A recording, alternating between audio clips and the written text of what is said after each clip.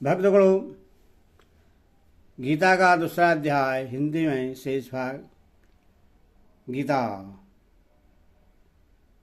हिंदी में सुनाऊंगा। भक्तगणों, इस चैनल को लाइक एंड सब्सक्राइब जरूर करें। कृष्ण भगवान आपका कल्याण करेंगे।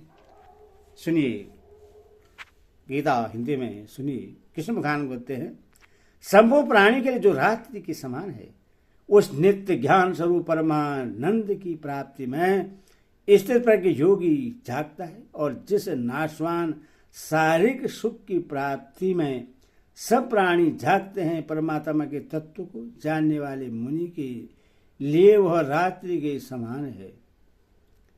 यहाँ सैमीपद किसका वाचक है? जो मन और इंद्रियों को बस में करके परमात्मा को प्राप्त हो गया है, जिसका इस प्रकरण में स्थिर प्रज्ञ के नाम से वर्णन हुआ है, उसी का वाचक यहाँ सेमी पद है, क्योंकि उत्तरार्थ में उसी के लिए पश्यत पद का प्रयोग किया गया है, जिसका अर्थ ज्ञानी होता है। यहाँ संपूर्ण प्राणियों की रात्रि के समान क्या है और उसमें स्थिर प्रज्ञ योगी का जागना क्या है।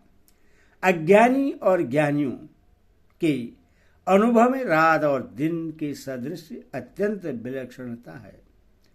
यह भाव दिखलाने के लिए रात्रि के रूपक के से साधारण अज्ञानी मनुष्य की ओर ज्ञानी की स्थिति का वर्णन किया गया है।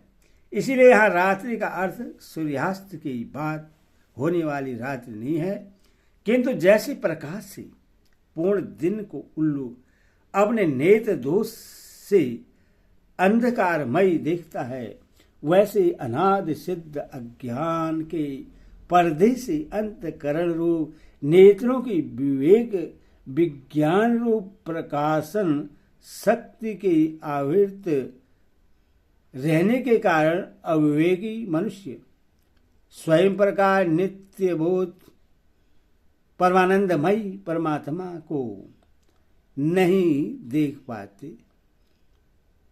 उस परमात्मा की प्राप्ति रूप सूर्य के प्रकाशित होने से जो परम शांति और नित्य आनंद का प्रत्यक्ष अनुभव होता है, वह वास्तव में दिन की भांति प्रकाशमय होते हुए भी परमात्मा के गुण प्रभाव रहस्य और तत्व को न जानने वाले अज्ञानियों के लिए रात्रि है, यानी रात्रि के समान है, क्योंकि वे उस ओर से सर्वदा सोए हुए हैं। उनको उस परमानंद का कुछ पता ही नहीं है।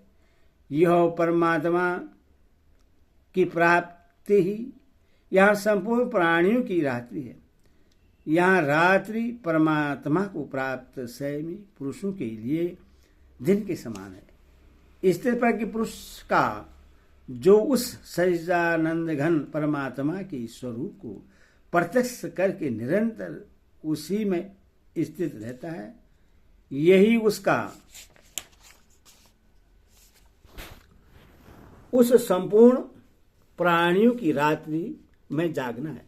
संपूर्ण प्राणियों का जागना क्या है और जिस समय सब प्राणी जागते हैं, वह परमात्मा के तत्व को जानने वाले मुनि के लिए रात्रि के समान कैसे है। यदि भी इस लोक और परलोक में जितने भी भोग हैं, सब नाशवान क्षणिक अनित्य और दुख रूप हैं, तथा वे अनादि सिद्ध अंधकारमय अज्ञान के कारण विषयासक्त मनुष्य उनको नित्य और सुख रूप मानते हैं। उनकी दृष्टि में विषय भोग से बढ़कर और कोई सुख ही नहीं है। इस प्रकार भोगों में आसक्त होकर उन्हें प्राप्त करने की चेष्टा में लगे रहना और उनकी प्राप्ति में आनंद का अनुभव करना, यही उन संपूर्ण प्राणियों का उनमें जागना है। यह इंद्रिय और विषयों के सहयोग से तथा प्रमाद आलस्य और निद्रा से उत्पन्न सुख रात्रि की भांति अज्ञान और अंधकारमय होने के कारण वास्तव में रात्रि ही है। तो भी अज्ञानी प्राणी इसी को दिन समझकर इसमें वैसे ही जाग रहे हैं, जैसे कोई नींद में सोया हुआ मनुष्य स्वप्न के दृश्य को देखता हुआ स्वप्न में समझता है कि मैं जाग रहा हूं, किंतु परमात्म तत्व को जानने वाले ज्ञानी के अनुभव में जैसे स्वप्न से जगे हुए मनुष्य का स्वप्न के जगत से कुछ भी संबंध नहीं रहता, वैसे एक शरीरधारण घन परमात्मा से भिन्न किसी भी वस्तु की सत्ता नहीं रहती। वह ज्ञानी इस दृश्य जगत के स्थान में इसके अधिष्ठान रूप परमात्म तत्व को ही देखता है। अतएव उसके लिए समस्त संसारी भोग और विषयानंद रात्रि के समान है। इस प्रकार रात्रि के रूपक से ज्ञानी और अज्ञानियों की स्थिति का भेद दिखलाकर अब समुद्र की उपमा से यह भाव दिखलाते हैं कि ज्ञानी परम शांति को प्राप्त होता है और भोगों की कामना वाला अज्ञानी मनुष्य शांति को प्राप्त नहीं होता। जैसे नाना नदियों के जल जब सब ओर से परिपूर्ण अचल प्रतिष्ठा वाले समुद्र में उसको विचलित न करते हुए ही समा जाते हैं, वैसे सब भोग जिस स्थिर प्रज्ञ पुरुष में किसी प्रकार का विकार उत्पन्न किए बिना ही समा जाते हैं, वही पुरुष परम शांति को प्राप्त होता है, भोगों को चाहने वाला नहीं। स्थिर प्रज्ञ ज्ञानी के साथ समुद्र की उपमा देकर यहाँ क्या भाव दिखलाया गया है? किसी भी जड़ वस्तु की उपमा देकर स्थिर प्रज्ञ पुरुष की वास्तविक स्थिति का पूर्णतः वर्णन करना संभव नहीं है। तथापि उपमा द्वारा उस स्थिति के किसी अंश का लक्ष्य कराया जा सकता है। अथवा समुद्र की उपमा से यह भाव समझना चाहिए कि जिस प्रकार समुद्र आपूर्यमाणम यानी अथाह जल से परिपूर्ण हो रहा है, उसी प्रकार स्थिर प्रज्ञ अनंत आनंद से परिपूर्ण है। जैसे समुद्र को जल की आवश्यकता नहीं है, वैसे ही स्थिर प्रज्ञ पुरुष को भी किसी संसारी सुख भोग की तनिक मात्रा भी आवश्यकता नहीं है। वह सर्वदा आपत काम है। जिस प्रकार समुद्र की स्थिति अचल है, भारी से भारी आदि तूफान आने पर या नाना प्रकार से नदियों की जल प्रभाव उसमें प्रविष्ट होने पर भी वह अपनी स्थिति से विचलित नहीं होता, मर्यादा का त्याग नहीं करता, उसी प्रकार परमात्मा के स्वरूप में स्थिति योगी की स्थिति भी सर्वदा अचल होती है। बड़े से बड़े सांसारिक सुख दुखों का संयोग वियोग होने पर भी उसकी स्थिति में जरा भी अंतर नहीं पड़ता। वह सच्चिदानंद घन परमात्मा में नित्य निरंतर अटल और एक रस स्थिर रहता है। सर्वे विशेषण के सहित काम पद यहाँ किनका वाचक है और उनका समुद्र में जलों की भांति स्थिर प्रज्ञ में समा जाना क्या है। यहाँ सर्वे विशेषण के सहित काम पद कामयंत इति कामः अर्थात जिनके लिए कामना की जाए उनका नाम काम होता है। इस व्युत्पत्ति के अनुसार संपूर्ण इंद्रियों के विषयों का वाचक है, इंद्रियों का वाचक नहीं, क्योंकि स्थिर प्रज्ञ पुरुष में कामनाओं का तो सर्वदा अभाव ही हो रहा है, फिर उनका उसमें प्रवेश कैसे बन सकता है। आत्म जैसे समुद्र को जल की आवश्यकता न होने रहने पर भी अनेक नर नदियों की जल प्रवाह उसमें प्रवेश करते रहते हैं, परंतु नदी और सरोवर की भांति न तो समुद्र में बाढ़ आती है और न वह अपनी स्थिति से विचलित होकर मर्यादा का ही त्याग करता है। सारे के सारे जल प्रवाह उसमें बिना किसी प्रकार की विकृति उत्पन्न किए ही विलीन हो जाते हैं, वैसे ही स्थिरप्रज्ञ पुरुष को किसी भी संसारिक भोगों की किंचित मात्र में आवश्यकता न रहने पर भी उससे ही पारबंध के अनुसार नाना प्रकार के भोग प्राप्त होते रहते हैं।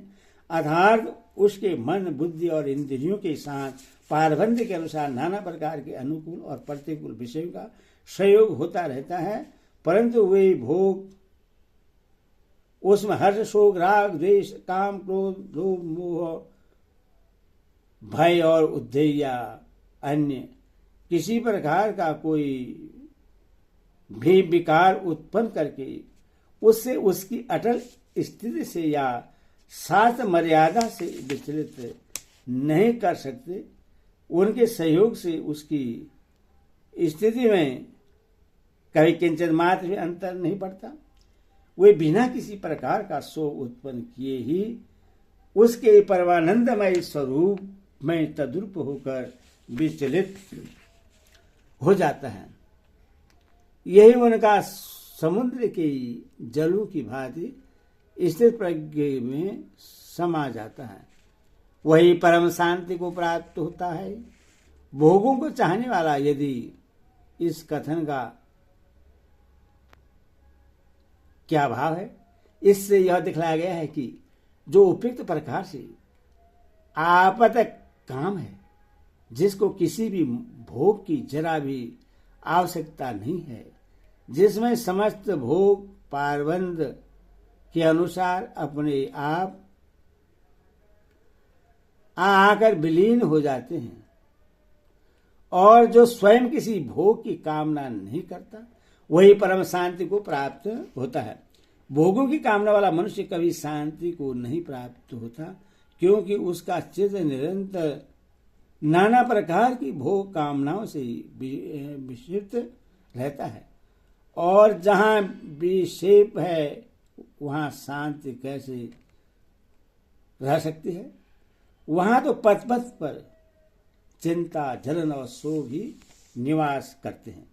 98 से लेकर इस श्लोक तक अर्जुन की तीसरे प्रश्न का ही उत्तर माना जाए तो क्या आपत्ति है, क्योंकि इस श्लोक में समुद्र की भांति अचल रहने का उदाहरण दिया गया है।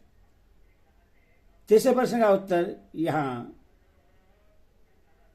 नहीं माना जा सकता। तीसरे प्रश्न का उत्तर 98वें श्लोक के आरंभ करके 61वें श्लोक में समाप्त कर दिया गया है, इसीलिए उसमें आश्रित पद आया है।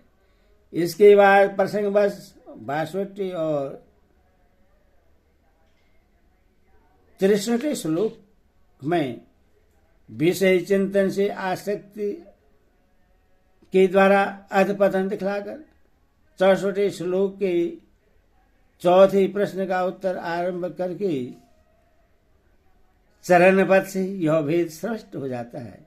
इसी सिलसिले में नौका के दृष्टांत से विषयासक्त अयुक्त पुरुष की